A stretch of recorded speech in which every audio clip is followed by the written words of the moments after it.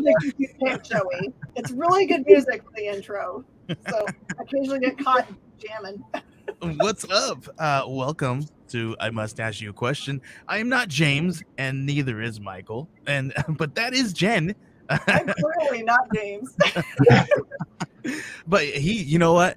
He is in a place that, listen, he messaged us. He's like, I'm not gonna be able to hang out with you guys today. I'm in a really cool place, as if he doesn't live in a really cool exotic place already. That he could just gets to hang out at the beach. He's like, I gotta go to hang out at a cooler beach. So he's in the DR right now, hanging out. So he's ditching us for that. He's in my home country. Well, I should say my family comes from there. I was born and raised here, but I told him, just like, so you really just transplanted? You really just did a switcheroo? Really? But yeah, welcome to Mustache You a Question. I'm not filling in, but I'm definitely here. How are you? Hello, Miss Jen. Mike, I'm so glad that you're part of this now. Like, I was thinking about last week. I was like, Michael's awesome. Like, the more people we add to this, it's like it's better and better. Yeah, I All love I it. have to say is I'm sorry. So Jen, there's been all kinds of crazy stuff that's been happening, but this week is a kind of a special week. Let everybody know what's going on. For industry professionals, is that the one we're talking about? Yes, ma'am.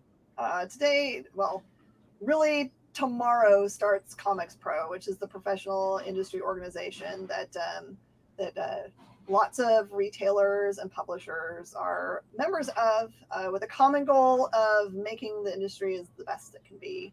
And usually everyone gets together in person, and honestly, people would have arrived on, Tuesday night, and we would have like claimed the lobby bar and would have like already been talking shop for a long time. But the last 2 years it's been virtual, so it all ramps up tomorrow. It's a little bit harder, I think, to get retailers to be 100% focused on a meeting when they have the distraction of their store, if they haven't just on their computer at the store. So it's not as fun. It's not as fun if you don't have the Comic Book Legal Defense Fund or the bank auction that happens on, I believe, Saturday nights. That's usually in person, and everyone is, however many sheets to the wind.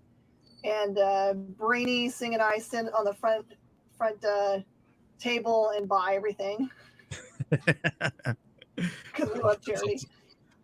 And, I've only ever been to one Comics Pro personally, and it was maybe like 4 years ago. That was a good one.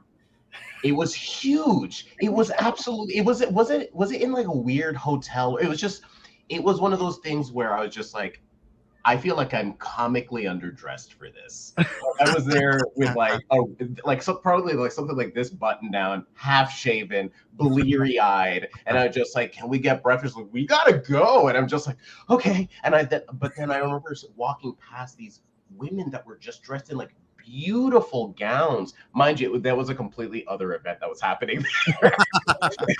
But my head, I opened up my eyes and I was just like, "What is happening here?" And so my perception of Comics Pro was that it's actually more like the Olympics, but like the Academy Awards of just like It's glamorous. That's awesome. That is. It sounds like it's glamorous, but Jen, what actually happens there? Because I've heard about this over and over again. Some people have been talking about it, but I don't know exactly what it's all about. We plan comic world domination. No, not really. There's lots of breakout meetings so that publishers can talk directly to retailers instead of like over the phone or meetings and stuff, which is super helpful. They do roundtables with certain topics. They bring in special speakers often that kind of like they'll specialize in something like social media outreaches and just shopping tendencies for retail. All very like most of that stuff isn't focused specifically just in our industry, but in retail in general. And I always find those to be excessively helpful. Yeah. And it really is people getting up. Like for me, my goal is to be the first person up in the morning and down in the lobby at the breakfast place and getting people to talk, and then be the last person going up at night. I don't drink at all, so I am kind of like the designated driver that drives you from the hotel lobby to your door so you can get in there safely. But it's not all about being drunk. I know it makes it sound like that, but people don't really get to let themselves loose very often as retailers. We're always busy and always working and always responsible for stuff. And it is kind of the weekend where we get to exhale, if that makes sense. Although we're certainly doing business, but it's unlike anything else. There's it doesn't matter how many big conventions you go to, San Diego Comic-Con and New York Comic-Con and stuff. It's not like staying in the hotel together for 4 days and all talking about one common thing, which is the business of comic books and getting to know each other more like on a personal level instead of just as a name. It makes a big difference in how people if you call them, they have a visual for who you are.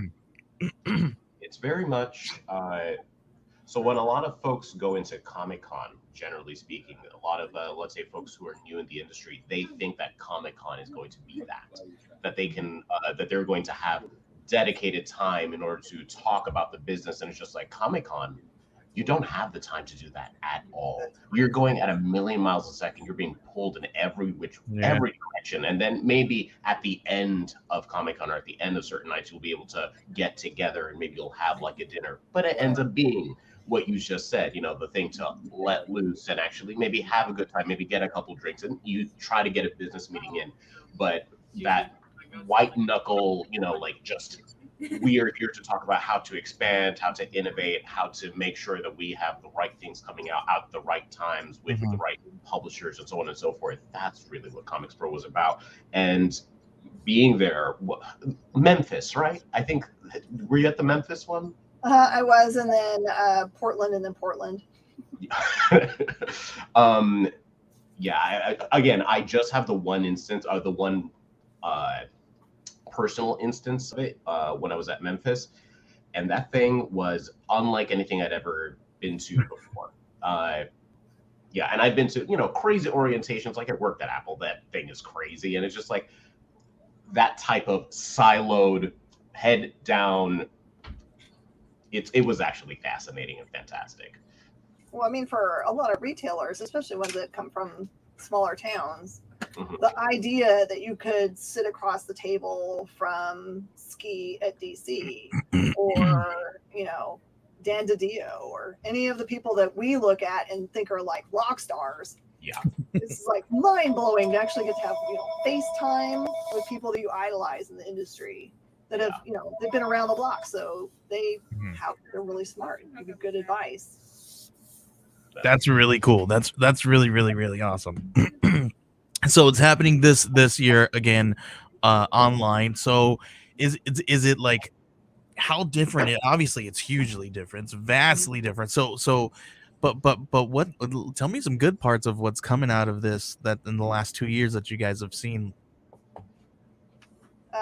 I think it's easier for when so the way it usually gets set up is that they have some roundtable things, but then they also have a day where they've got essentially, like, if you can envision a mini Comic-Con set up in a hotel, like the convention, not the giant convention part, but like a hotel room block where they would have like a hotel con. They've got it set up that way, and all of it is just comic companies and comic related vendors.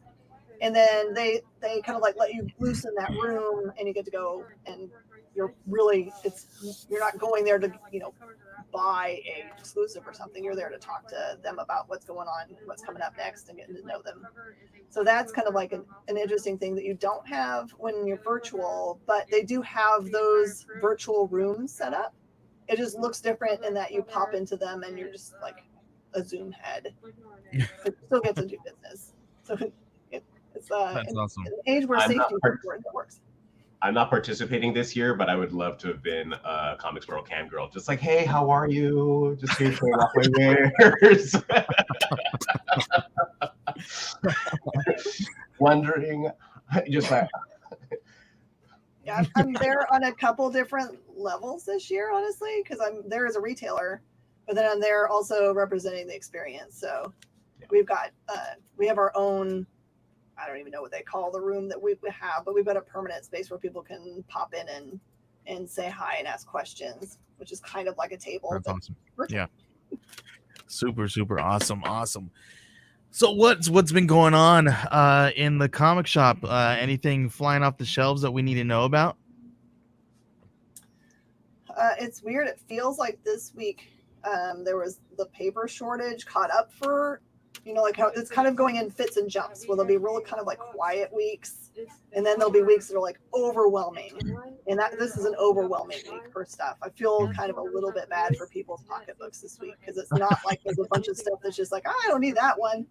It's a lot of things have come out. It's like, wow. I heard Cult of Icarus was sold out. Really? That's what I heard. I order a poo ton of everything, so I don't tend to look at things from Scout. I can believe that people would get caught short. It's interesting as I see this interesting trend for the brand new companies that are popping up, like Blood Moon, and I'm trying to remember the other ones that have been kind of like they're newer stuff that people are paying attention enough now, maybe because they're spending more time online and watching shows that are informative. That they'll show up and be asking for these tiny little imprints books, like Emo Girl that came out this week from, I don't even know the name of the company. I think it's Blood Moon, maybe. Interesting. That's hot. Never heard of that. It's about a girl whose dad is in prison, and it's clear that whatever he did, she also did. And so he's like, you need to stay away from here because they're only forgiving you because you're young. And it turns out that probably her and her dad are vampire hunters. And there's a twist on that. But interesting. No one believes her. She tells her, psychiatrist straight to their face. Blood Moon Comics. Okay. I think it's Blood Moon. Yeah, some of the stuff looks really cool. I'm looking at it now. I wish I had it on my computer and pop it out for you guys, but great art. Really interesting. There's a couple just looking at the covers. I mean, we're all those geeks, right? We look at the covers and we're like, oh my gosh, look at that. So I mean, obviously, they got some great covers. I'm interested. I'm intrigued. I love Kinjira that came out this week because oh my gosh, it's so good. It's a no-word book, and I've never enjoyed reading a no-word book so much in my life. Can you send me that? Can you send me a link to that? I haven't checked it out yet. I would love to check it out. To which one? Kinjira. I got you. Thanks. You probably send through a PDF. I got you a PDF, dude. Yeah, man. Yeah, Marco Fantinelli, he did such an amazing job. He's doing all kinds of great stuff over at Scout. And yes, Kinjira is awesome. I actually was able to read a version of it way before, like when they acquired the property, and it wasn't colored yet. And I was just like, oh man, this is so cool. It's really good. And then Marco sent me a colored updated version, and so did Andrea Molinari, and it's so cool, and it actually makes me really hungry for pizza. So I haven't eaten yet. So and he's a lovely person. Like since I interviewed him on Monday, he has popped on to every live show I've been on. I'm like, when do you sleep, dude? Because he's out of Italy. Like, do you ever sleep? He's like, no, I told you I don't.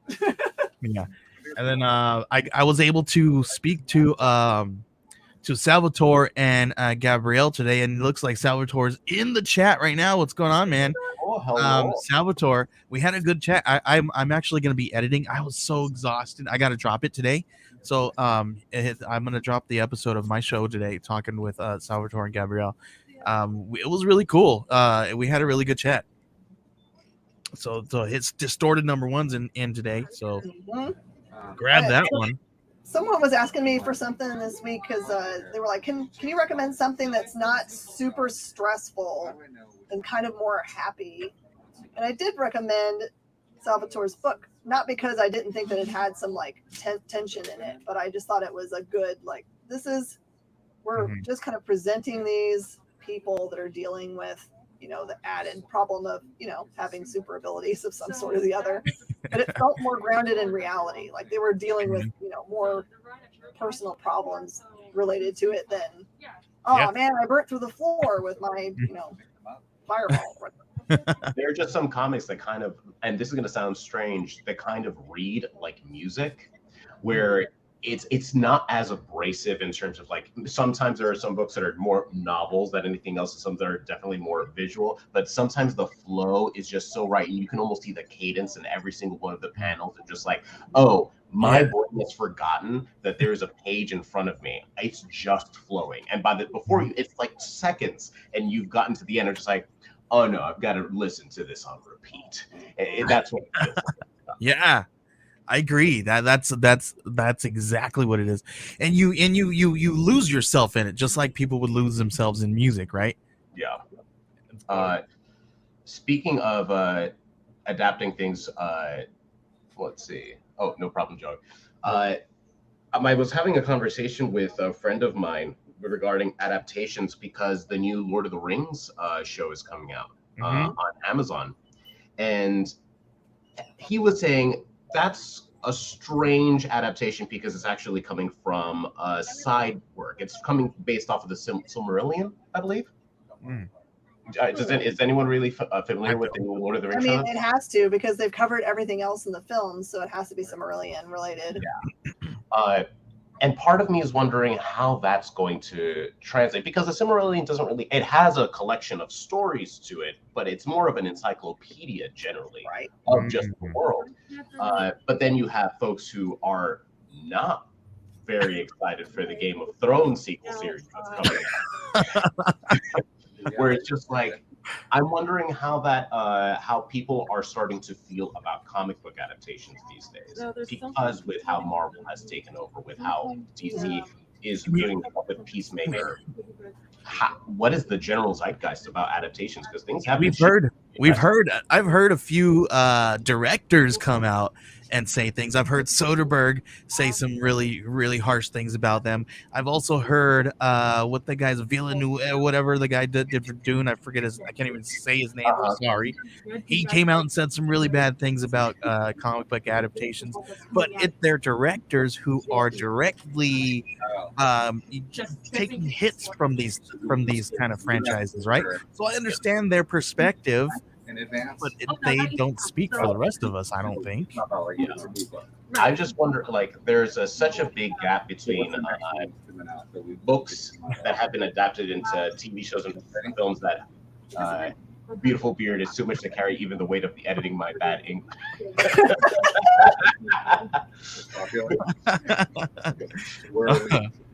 Oh my goodness! I'll get away from this. That's a whole thing. He had to have a translator and some things to help him out. So I'll make you sound good, Sal.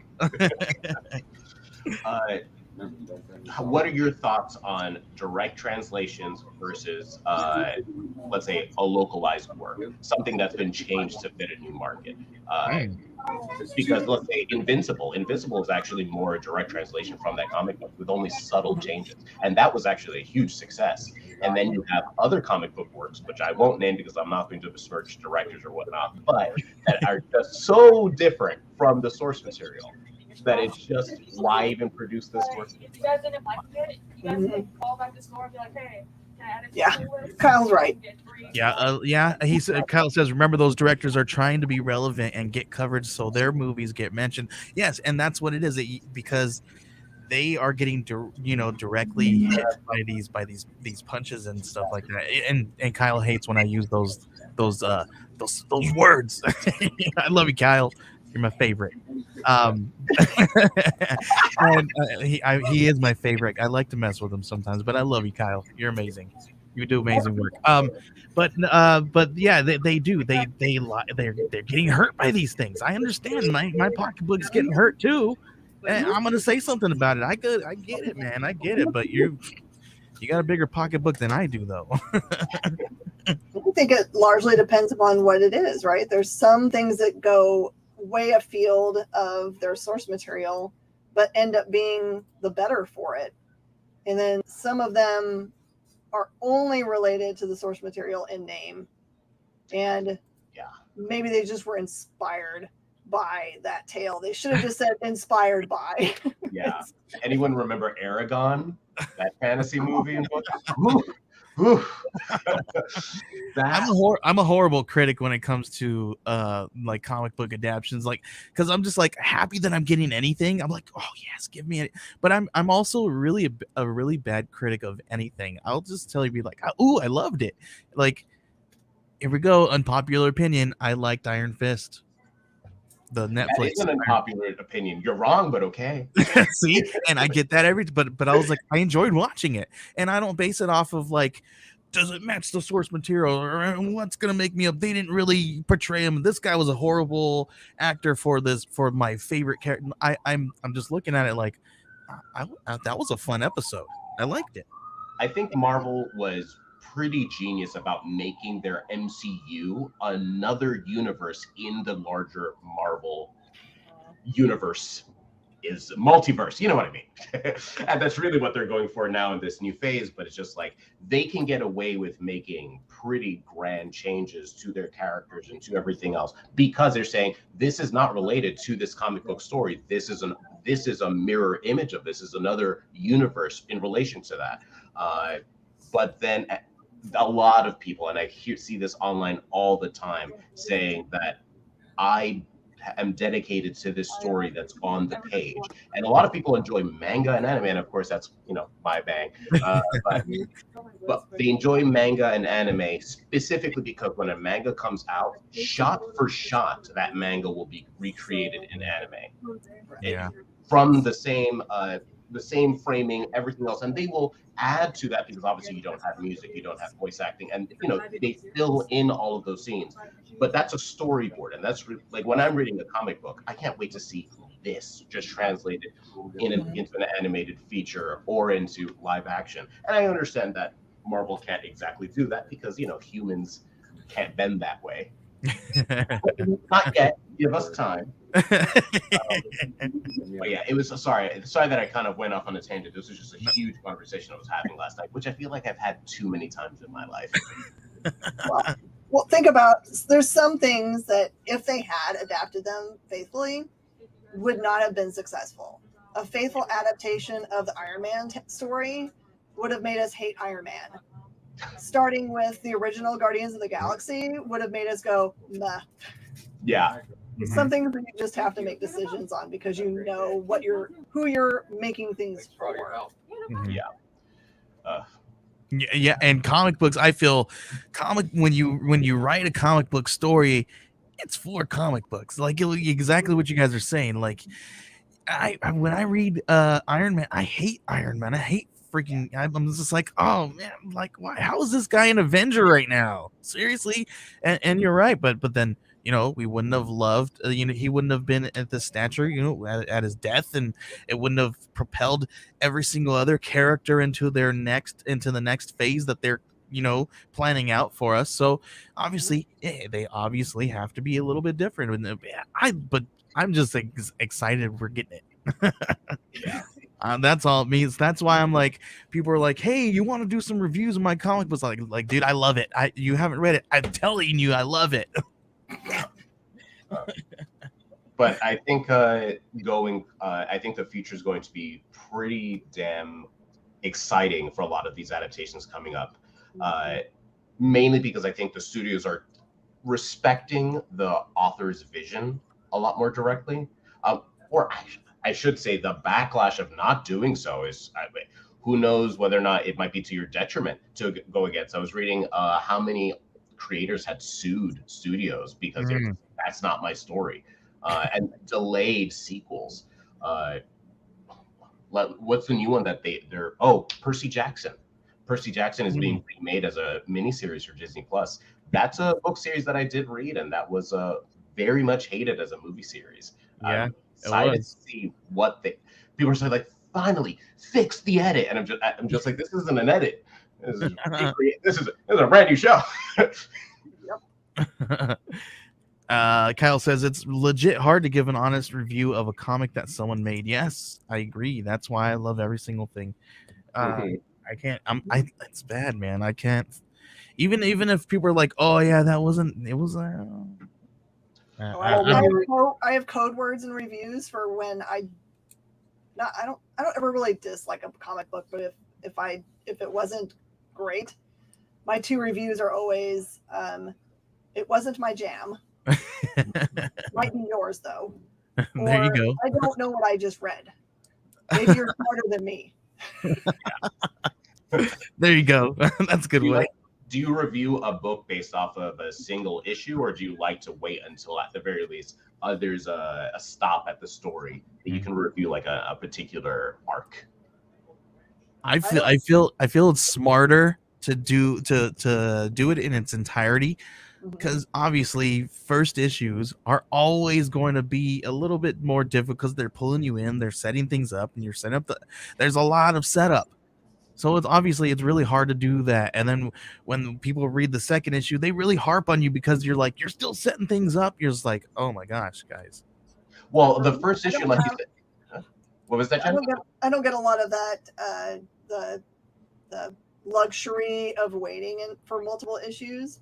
Having a review show people want to know right away what number one, what everyone feels like. So in an ideal world, yes, absolutely, you would review the trade instead, right? Yeah. But number ones are super important though. Like if you can't set up something significantly in your issue one, if people have to wait for your issue two to find out who the main character is, perhaps reassess. Yeah. I understandably so. Let's see. I'm really amazed by the reviews that our comic book is having in Italy. It's very difficult that the day of the release, there are already many reviews online. That really surprised me. Hey, people love comics. Yeah. It is very interesting. And listen, when you are doing something right, people are going to talk about it. That's a really good thing. You know what I mean? I guess people, if you're doing not doing something right, people talk about it too. Like, here's my issue one, and also here's 40 pounds of meth. What? Oh my gosh. Someone's gonna talk about that. Every issue one comes with this taxidermy pig. What? Stop this. That's actually kind of cool. That's weird. But cool. Weird but cool. It's weird but cool. I mean, come on, dude. We collect weird stuff, man. Come on. We're a bunch of weirdos. You're gonna tell me that that's not weird but cool. Wall of heads. No, that's too far. Oh, come on, man. We're a group of weirdos here. Is that what we get for Kraven the Hunter? Oh God. Talk about that. Okay.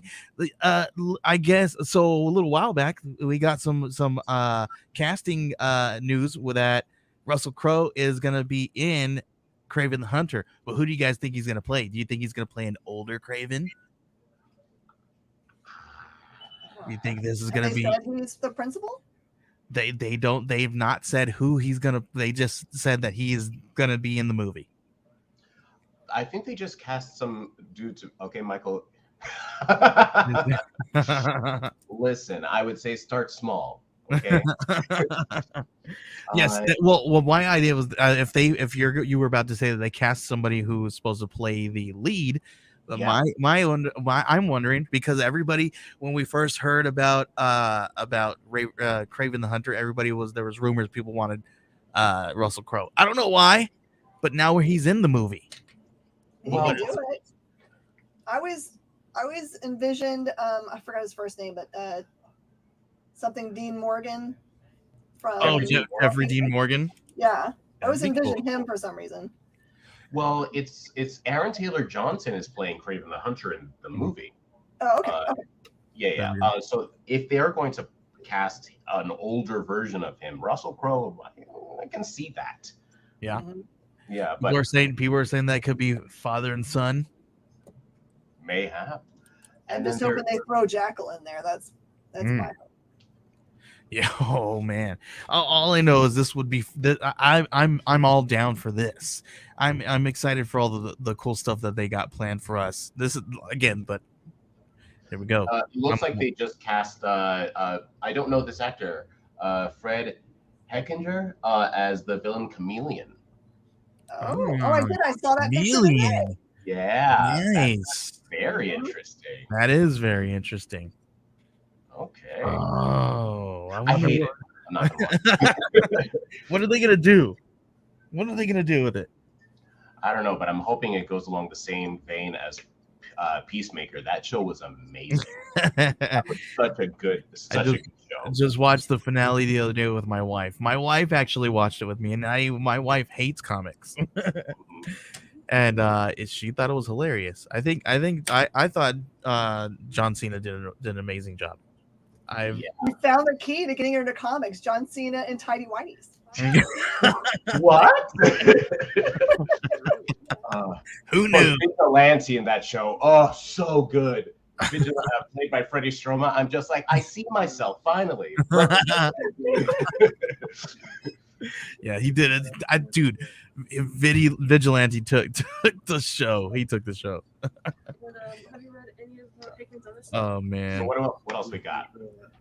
Should we do the Mustache? Yeah, because I think it's red. We should. Jen, do you have a question? Because we should close out the show. We'll do it with relation to what we were just talking about. What is everyone's favorite adaptation of comic to movie? Oh. Yes. Somebody would. They would. Ooh. It's gonna be hard. It's kind of like picking your favorite kid. It's not a movie, but I have to give it depth. to Invincible. Okay. Invincible is one of my favorite adaptations, and it's not just because J.K. Simmons is the best voice in the world, because he is. And if he could talk to me in my sleep, deep breath. I would pass away lovingly. There you go. If we can throw in some animation and TV shows in there, yeah, I'll probably do Hit Monkey. That one was really good. I haven't seen Hit Monkey yet. It's so good. I mean, if you like the gore and the hilarity and a bunch of bro jokes, you'll love it. And mine always has been and always will be The Crow. The Crow. The Oh, yes, The Crow is good. That's based off of a comic, because the movie, it's so much of its own like phenomenon. Is everything still in the works for Momoa to be set up for The Crow? Because that's the last I heard. Which version of The Crow are they going to play him as? Because there's a lot of them. That's the last I heard, is he was in the running to play The Crow.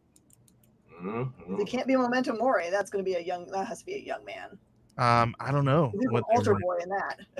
I have no idea what they were going to do, but then again, how great would it be if he tried? Right? Yes. Sal says, I also have The Crow and the first Hellboy, and I think one of the most underrated movies in the recent years is the first Hulk, directed by Ang Lee. Okay. Yeah. I feel like you don't agree. Listen. I don't agree with some of the acting, but I do agree with some of the visuals. I will say that. Okay. I will say that. And just not the CGI visuals, but some of the visuals, they did really make it feel a lot like a comic book. So I will say that. Quick question before we go. Now that we have Spider-Man, all three Spider-Men together, could we possibly get something with all three Hulks? Oh man, I don't know. I haven't seen Eric Banos act or in a long time. or in that same vein, how about if we get Old Man Logan Hulk, the Hulk family? Yeah, that'd be dope, right? I'm down for that. I'm down to see an Old Man Logan, Old Man Hawkeye, all of them, all of it. Let's do it. Star-Lord. All of them. They're doing what is Old Man Harley or Old Woman Harley. They have Star-Lord now. They have Hawkeye. They have Wolverine. And that's my kids coming in and knocking, telling me, Dad, it's time to be done. We love you, guys, kids. It was a great show. Thank you for having me. Maybe I'll be around next week. Maybe I won't. Who knows? Yeah, and we'll see if James will be done putting his feet up for the day and actually grace us with his presence. No, we love you, James. You and Jen are the reason why this show is happening. So I appreciate you guys, both of you guys, for allowing me and Michael to be on the show. Hey, It's a- let my family go. And Jen, do you want to see us out? Sure. Thank you guys so much for joining us. I must ask you a question.